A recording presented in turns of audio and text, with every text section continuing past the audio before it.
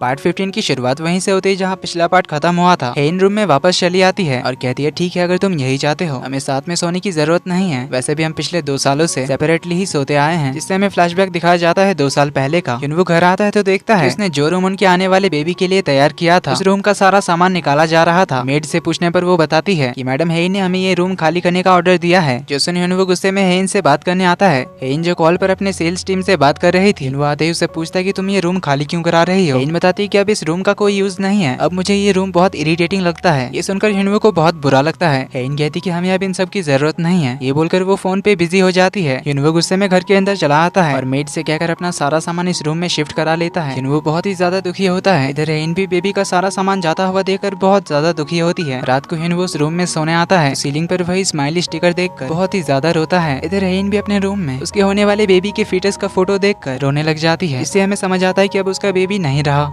तो इनकी बेबी के साथ क्या हुआ था ये तो हमें अभी दिखाया नहीं गया। तो हेन उस फोटो को देखते हुए अपने आंसू पोंछती है और कहती है कि तुम्हें अब से रोने का कोई हक नहीं है। तो युनवू और हेन दोनों ही इस इंसिडेंट से बहुत ही ज्यादा दुखी हुए थे और शायद इसी के बाद से ही दोनों के बीच दूरियां बढ़ने लगी थी। कमिंग बैक टू प्रेजेंट, सुबह हो चुकी थी। हेन बेड के पास ही बैठी हुई थी, यानी वो रात को सोई भी नहीं थी। युनवू को कुछ घंटे बाद होश आता है तो वो अपने घर की ओर आता है। अपने रूम में आकर देखता है कि हेन तो तैयार होकर बैठी थी। तो उससे पूछता है कि तुम जल्दी उठ गई। हेन पूछते क्या मुझे देखकर लगता है कि मैं सोई थी। युनवू पूछता है क्या तुम बिल्कुल नहीं सोई। तो हेन कहती है इससे तुम्हें क्या फर्क पड़ता है। ये बोलकर वो बाहर चली आती है। तो थोड़ी देर बाद युनवू और हेन शहर जाने के लिए निकलते हैं। तो सब लोग उन्हें गुड बाय कहने आते हैं। वहीं पर सॉन्ग की मॉम भी आ गई थी जो युनवू को देखकर पहचान जाती है। तो वो उसे अपना ख्याल रखने के लिए कहती है। मिस्टर बेग सॉन्ग से अपनी मॉम को अंदर ले जाने के लिए कहते हैं, पर इससे पहले ही सॉन्ग की मॉम युनवू से कह देती है कि डिवोर्स बड़ी बात नहीं है, मुझे भी डिवोर्स चाहिए था। जब मौका था तब मुझे डिवोर्स ले लेना चाहिए था। डिवोर्स की बात सुनकर हेन के साथ बाकी सब लोग भी हैरान रह गए थे। युनवू का तो फेस ही उतर गया था। इस ह्युनते को इशारा करने लग जाती है ताकि वो सॉन्ग की मॉम को यहाँ से अंदर ले जाए। सिचुएशन संभालते हुए कहते हैं कि इनका दिमाग फिर से खराब हो गया, सॉन्ग इन्हें अंदर लेकर जाओ। तभी फिर से उनकी मेमोरी चली जाती है और वो मिस्टर बेग को उनका हस्बैंड समझने लगते हैं। तो सॉन्ग उन्हें जल्दी से अंदर ले जाता है। हेन जो इन सब के बारे में सोच ही रही थी, सॉन्ग की मॉम की कंडीशन देखकर उसे बिलीव होने लगता है कि उनका दिमाग सही नहीं है और कुछ गड़बड़ हो जाए इससे पहले मिसॉन हेन को कार के अंदर बिठाने जाती है और उसे बताती कि ये हमारी पड़ोसी है जिनका दिमाग थोड़ा खिसका हुआ है। युनवू की मॉम हेन को कुछ नाशपाती देती है और उसे अपने तबीयत का ख्याल रखने के लिए कहती है। सब लोग उसे गुड बाय कहते हैं। युनवू तो हेन से नजरें चुरा रहा था। डरते हुए वो कार में बैठ जाता है और दोनों सियोल के लिए निकल जाते हैं। उनके जाने के बाद मिसॉन, डैड और ह्युनते डिस्कस करने लग जाते हैं कि क्या हेन को समझ आ गया होगा। मिसॉन कहती कि सॉन्ग की मॉम की हालत देखने के बाद उसे उनकी बात पर बिलीव नहीं होगा, लेकिन अभी मुझे उन दोनों के बीच कुछ तो अजीब लगा। इवन उन दोनों ने आई कांटेक्ट भी अवॉइड किया। डैड तो उसे डांटने लग जाते हैं कि ये सब तुम्हारी गलती है, तुमने उसे कल खाना खिलाते टाइम युनवू के स्कूल लाइफ के बारे में बताया था, कितनी सारी लड़कियां उसके प्यार में पागल थी और उसे हर रोज इतने सारे लव लेटर्स मिलते थे। ये सब सुनकर ही वो अपसेट हुई होगी। ह्युनते उन्हें बताता है कि युनवू कल रात उसके रूम में नहीं सोया था, उसने पूरी रात बहुत ड्रिंक किया, शॉप में ही सो गया। मिसॉन कहती कि आखिर उनके बीच क्या हो गया, जो दोनों 4 साल पहले एक दूसरे के प्यार में इतने पागल थे, अचानक उनका प्यार गायब कैसे हो गया। तो हमें यहाँ पे 4 साल पहले का सीन दिखाया जाता है। जब मिसॉन ने हेन को मिलने बुलाया था, उसने हेन को कुछ पैसे देकर युनवू से ब्रेकअप करने के लिए कहा था, क्योंकि तब उन्हें हेन की असली आइडेंटिटी के बारे में पता नहीं था। युनवू ने हेन के फैमिली को गरीब समझ लिया था, इसके बारे में उसने अपने घर वालों को बताया था। इसीलिए मिसॉन नहीं चाहती थी कि युनवू हेन से शादी करे, इसीलिए वो उन दोनों का ब्रेकअप कराने पहुंच गई थी। मिसॉन कहती कि मैंने सुना है कि तुम गरीब हो और मेरी दादी के जमाने के कपड़े पहनती हो। हेन कहती कि वो सारे स्पेशल विंटेज कलेक्शन है, इसका प्राइस वो बता नहीं जा रही थी, पर वो रुक जाती है। देन से कहती कि मैं युनवू से ब्रेकअप कभी नहीं करूंगी। मिसॉन कहती है तुम कितनी चालू हो, मेरे भोले भाले भाई को अपने प्यार में फंसा लिया। तुम्हें पता भी है कि मेरे भाई से कितनी सक्सेसफुल लड़कियां डेट करना चाहती है, जो लोग इतने टॉप पोजीशन में काम करते हैं। पर तभी यहाँ पे युनवू पहुंच जाता है। मिसॉन पे गुस्सा करने लग जाता है कि आपने इसे क्या कहा। हेन का हाथ पकड़कर उसे पीछे कर लेता है और मिसॉन के लाए पैसे को पटक कर कहता है कि आप ये ड्रामास देखना बंद कर दो, ऐसे पैसे देकर ब्रेकअप करवाना ड्रामास में ही होता है। तो हेन उसे कहती है कि ड्रामास में तो बहुत ज्यादा पैसे देते हैं, ये तो उसके सामने चिल्लर है। मिसॉन कहती है कि मैं बस इस लड़की से तुम्हारा पीछा छुड़ाना चाहती थी और वैसे भी मुझे पता है कि ये लड़की तुम्हारी टाइप की नहीं है। जिसने हेन उससे अपना हाथ छुड़ाती उससे पूछती है कि अच्छा तो मिस्टर युनवू की टाइप कैसी है। मिसॉन बताती है कि युनवू को सॉफ्ट एंड प्योर लड़की पसंद है, जो तुम्हारे जितने नखरे नहीं करती और जिसे प्रोटेक्शन की जरूरत हो। जो सब सुन हेन युनवू की ओर घूरने लगती है। तो युनवू से बताता है कि हाई स्कूल में मुझे ऐसी लड़की पसंद थी, पर अभी मैं जिस लड़की से प्यार करता हूँ वो सिर्फ तुम हो, इसीलिए किसी की भी बकवास सुनने की जरूरत नहीं है। ये बोलकर उसका हाथ पकड़कर वो उसे ले जाता है। जाते हुए हेन तो वो पैसे भी उठा लेती है। ये देखकर मिसॉन हैरान रह गई थी। कमिंग बैक टू प्रेजेंट, तीनों सोचने में लग जाते हैं कि आखिर इनके बीच ऐसा क्या हो गया जिससे इनका रिलेशनशिप बिगड़ गया। इधर कार में भी दोनों एक दूसरे से आई कांटेक्ट अवॉइड करते हैं। कुछ घंटे में दोनों घर पहुंच जाते हैं। इससे बारिश हो रही थी तो युनवू छाता लेकर हेन के साइड आता है, पर हेन तो जल्दी में घर के अंदर जाने लगती है। युनवू भी उसे भीगने से बचाने के लिए उसके पीछे पीछे जल्दी जल्दी जाने लगता है। तभी हेन अचानक से रुककर कहती कि मैं तुम्हारा कोई वेट नहीं कर रही थी, इसीलिए ये मत सोचना कि मैं कल रात तुम्हारा वेट करते करते नहीं सोई, जो कि सच था। पर हेन युनवू से नाराज थी, इसीलिए वो इसे गुस्से में ऐसा बोल रही थी। युनवू कहता है मुझे पता है और मैं ऐसा सोच भी नहीं रहा। ये बोलकर बोलकर उसके हाथ से उसका बैग लेता है और कहता है जल्दी अंदर चलो। हेन जाने लगती है पर फिर से रुककर उसे कहती है कि मुझे बस नींद नहीं आ रही थी, वो मेरा बेड नहीं था और कुत्ते भी बाहर भौंक रहे थे, इसीलिए मैं नहीं सो पाई। वो कहता है हाँ मुझे पता है तुम मेरा वेट नहीं कर रही थी, क्योंकि इससे पहले भी तुमने मेरा कभी वेट नहीं किया। जो सुन हेन को तो और गुस्सा आता है तो उससे कहती है सही कहा, मैं किसी और के लिए वेट करने वालों में से नहीं हूँ। वो कहता है हाँ इसके बारे में मुझसे बेहतर और कौन जानता होगा। सुनकर हेन को गुस्सा तो आता है पर वो देखते कि वो खुद भीग कर उसे बारिश से बचा रहा है, इसलिए उसे कहती कि छाता अच्छे से पकड़ो। हिनवो को तो अपनी कुछ पड़ी ही नहीं थी। वो हेन से कहता है कि जल्दी अंदर चलो वरना तुम्हें ठंडी लग जाएगी। जो देख हेन और जल्दी से अंदर जाने लगती है ताकि उसकी वजह से हिनवो खुद ना भीगे। पर तभी सामने की ओर से योनसोंग आ जाता है जो उसे अपने छाती के अंदर लेता है। पूछती कि तुम यहाँ पे कैसे। योनसोंग कहता है कि अंदर चल के बात करते हैं। ये बोलकर उसके कंधे पे हाथ रखकर उसे अंदर ले जाता है और हिनवो तो बस उन्हें देखता रह जाता है। दोनों अंदर बैठे ही थे कि कुछ देर में हिनवो आता है तो हेन चेंज करने के लिए अपने रूम में चली जाती है। तो हिनवो योनसोंग से पूछता है कि अचानक तुम यहाँ कैसे। योनसोंग कहता है कि हेन की मॉम ने मुझे यहाँ पे बुलाया, शायद उन्हें मेरे लिए बुरा लगा होगा कि मुझे अकेले होटल में रहना पड़ रहा है, इसलिए उन्होंने मुझे यहाँ गेस्ट हाउस में रहने के लिए बुला लिया। जो कि अच्छा ही है क्योंकि हेन और मुझे साथ में मिलकर बहुत सारे काम भी तो करने हैं, इसीलिए यहाँ गेस्ट हाउस में रहना सही होगा। जो सुनकर हिनवो को तो बिल्कुल भी अच्छा नहीं लगता। तो योनसोंग उससे पूछता है कि क्या मेरे यहाँ रहने से तुम्हें कोई दिक्कत है। हिनवो कहता है कि अगर मैंने हाँ कहा तो क्या तुम यहाँ से जाओगे। योनसोंग कहता है बिल्कुल नहीं। हिनवो कहता है कि फिर जवाब देने का कोई मतलब नहीं है। ये बोलकर वो अपने रूम की ओर चला जाता है। इधर हेन अपने हाथ में लाइफ लाइन वाली रेखा देखती है जो कि पेन से ड्रॉ करके किसी ने बढ़ा दी थी। हेन सोच में होती कि आखिर मेरे हाथ में ये किसने ड्रॉ किया होगा, क्योंकि सुबह तो ये उसके हाथ में नहीं थी। खैर वो अपने हाथ धोकर नीचे आती है और योनसोंग से पूछते कि हिनवो कहाँ गया। योनसोंग कहता है वो ऊपर ही तो गया, क्या तुमने उसे रूम में नहीं देखा। हेन कह देती है नहीं तो, जिससे योनसोंग उससे पूछता है कि कहीं तुम दोनों अलग अलग रूम में तो नहीं रहते हो। जो सुन हेन तो चुप हो जाती है। तभी हमें फ्लैशबैक दिखाया जाता है। योनसोंग ने बटलर ग्रेस से हिनवो और हेन के रिलेशनशिप के बारे में सब कुछ जान लिया था। दोनों में बनती नहीं है और दोनों पिछले 2 सालों से अलग अलग रूम में रहते हैं। बटलर बताती कि हिनवो को देखकर मुझे साफ समझ आता है कि वो अपने ससुराल वालों से बहुत परेशान है, पर पता नहीं क्यों वो फिर भी उनके लिए ही काम करता है। इवन चेयरमैन तक उसी की बात मानते हैं। हेन और हिनवो का रिलेशन चाहे जितना भी बुरा हो, पर कंपनी के मैटर में इवन हेन भी उसी की बात मानती है। हर मैटर में हिनवो ही उन्हें सही रास्ता दिखाता है, इसीलिए सबसे पहले हमें हिनवो को उस घर से निकालना पड़ेगा, तब जाकर हमारा प्लान काम करेगा। योनसोंग कहता है सही कहा, वो हमारे प्लान के बीच आ सकता है। कमिंग बैक टू प्रेजेंट, योनसोंग पूछता है कि क्या तुम दोनों में सब कुछ ठीक है। हेन पूछती क्या मतलब। तो योनसोंग कहता है कि आमतौर पर जब वाइफ का मेल फ्रेंड उनके साथ रहने आ जाए तो हस्बैंड को प्रॉब्लम होनी चाहिए। पर जब मैंने हिनवो से पूछा कि मेरे यहाँ आने से क्या तुम्हें कोई प्रॉब्लम है, पर उसने कहा कि उसे कोई प्रॉब्लम नहीं है। जो सुनकर हेन को बुरा लगता है, पर हम देखते हैं कि हिनवो को तो बहुत प्रॉब्लम थी। वो अपने रूम में आकर सोच कर परेशान हो रहा था कि आखिर सासू माँ को इसे यहाँ बुलाने की क्या जरूरत थी, ऊपर से इसे गेस्ट हाउस में ही रहने के लिए दिया। आखिर उन्होंने क्या सोचकर ये डिसाइड किया। हिनवो याद करता है जब योनसोंग ने उसे कहा था कॉलेज टाइम में हेन और मेरा अच्छा रिलेशनशिप था। हिनवो तो उसी के बारे में सोचते हुए कहता है कि आखिर इनका कितना अच्छा रिलेशनशिप था, जो अभी हेन को भी उसके यहाँ रहने से कोई प्रॉब्लम नहीं है। बेसिकली हिनवो बहुत जेलस हो रहा था। तो हेन, योनसोंग, सुचोल और मॉम डिनर करने के लिए बेसमेंट में आते हैं। तो हमें पता चलता है कि इन सब का घर बेसमेंट से जुड़ा हुआ है। तो यहाँ हेन का अलग बिल्डिंग है, सुचोल का अलग, मॉम एंड डैड का अलग और ग्रैंडपा का भी पर्सनल बिल्डिंग है। पर ये बेसमेंट वाली जगह उन सभी के घर से जुड़ा हुआ है, जहाँ सभी लोग रात को खाना खाने आते हैं। मॉम सभी को डिनर करने के लिए बैठने कहती है और हेन कहती है कि मुझे नहीं खाना, आप लोग खा लो। मॉम पूछती है क्यों, तुमने तो अपने ससुराल में बहुत अच्छे से खाना खाया, वो भी बहुत मुस्कुराते हुए। तो सुचोल उसे बताता है कि तुम्हारे ससुराल वाले वीडियोस किसी ने सोशल मीडिया पर डाल दिया था, जिनको हमारी पीआर टीम ने सोशल मीडिया से हटाया। पूछते इससे आपको क्या प्रॉब्लम थी। मैं हंसकर उनके साथ खाना खा रही थी, इससे आपको प्रॉब्लम थी। मॉम कहती मुझे कोई प्रॉब्लम नहीं है, तुम हंसते हुए बहुत रेयरली दिखती हो, इसलिए मैं थोड़ी हैरान थी। हेन कहती आप भी तो मुझसे बहुत रेयरली हंसते हुए बात करती हो। मॉम कहती कि हंसते हुए बात करने जैसी क्या ही बात बाकी है। हेन कहती इसीलिए आप लोग अपना खाना एंजॉय करो। ये बोलकर वो चली जाती है। तो खाने के बाद सुचोल योनसोंग को मस्का लगाने लग जाता है, खुद की तारीफों के पुल बांध देता है। पर योनसोंग को पता था कि ये एक नंबर का नल्ला है और इसे बिजनेस का कुछ नहीं पता।